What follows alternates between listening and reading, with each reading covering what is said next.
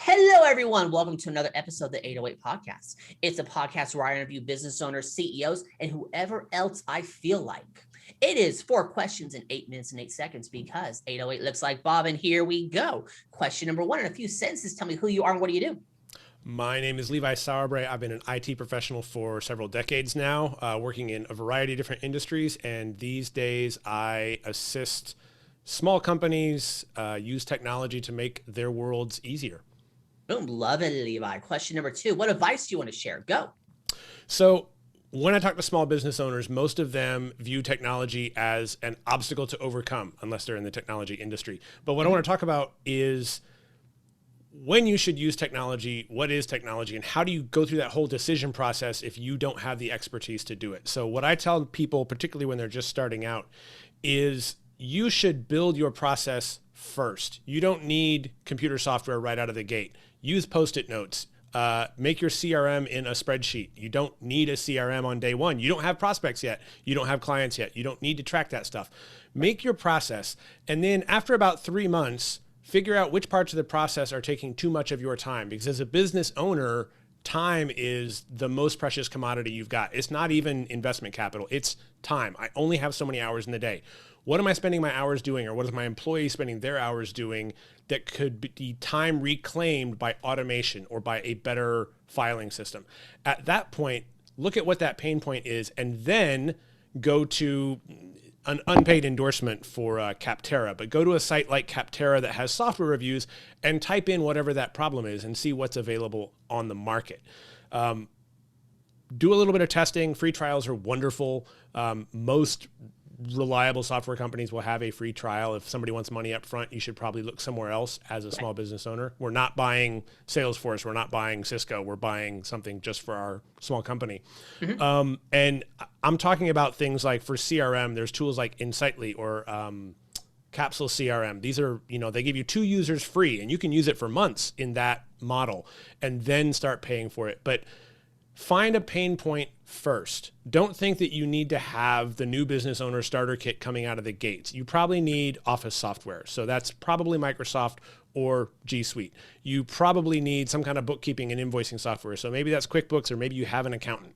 But other than that, those are the 2 things you should start with. Everything else, you should figure out where your pain is first and then find a solution to it.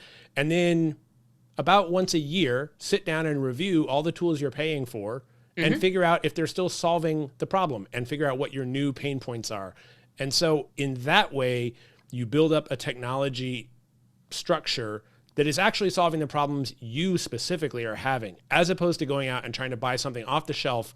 What happens when you do that is the software begins to dictate your business processes. And sometimes that's good because they're built on best practice, but a lot of times it forces business owners to spend too much time on a learning curve and to possibly engage in business practices that don't fit their business just because the software said you should.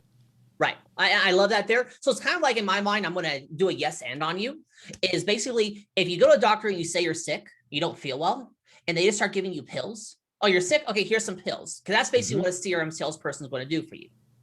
You want to go to a doctor and say, I don't feel well. What's wrong? What's hurting? Kind of that there. Do you have a sore shoulder, stomach pain? Kind of that part there. That's kind of the same concept. Absolutely. Absolutely. And you're going to find, like I said, you need 2 pieces of software out of the gate generally, something to make presentations with and something to invoice and keep track of your books with. And even the financial software you could probably do in a spreadsheet. Right. The tendency is to, because you already know it and you know that company, to just take their version of whatever the software you're looking for is. And that's okay. QuickBooks will give you something like a CRM. Google Suite will give you something like a CRM right there in your Gmail inbox, right? But it is worth your time when you decide that there's a pain point to explore a little bit. Right. If your business is working, having that pain for another 2 weeks or another month isn't going to kill your business, but take the time to do an evaluation and don't just run out and grab the first thing that comes down the street. Love it. Love it there. Let's get to question number 3. What are the top CEOs, business owners, or influencers that you know that are successful just like you that you want to give a shout out to? Sure. So the first one is, a shameless plug because I live with her, but it's my wife, Eve Mayer. We actually have a couple of endeavors. Eve Mayer Media, which is a video production company in the Dallas area, but we travel everywhere.